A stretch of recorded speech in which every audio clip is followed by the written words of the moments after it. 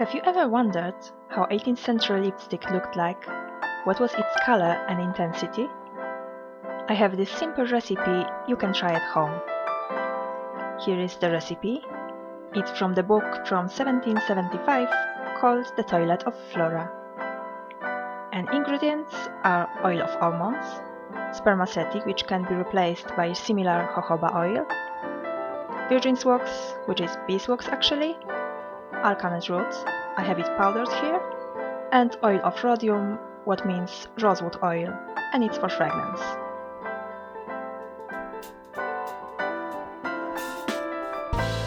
Let's start with a pigment by putting powdered alkanet roots into the oil.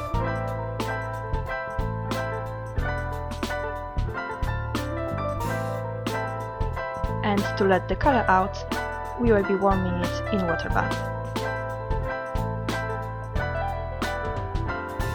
Here is the color. As you see, it's dark, deep, red wine color.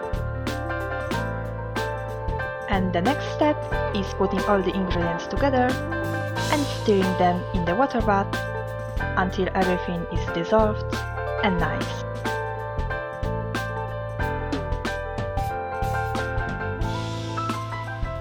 Let's pour the liquid lipstick into containers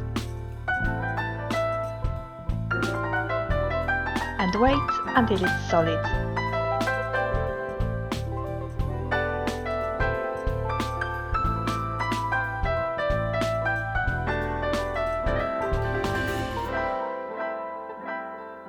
Let's check the final product. It seems dark, but when put on lips, it's transparent and soft. I hope you liked this short tutorial. Let me know in the comments if you will try this at home.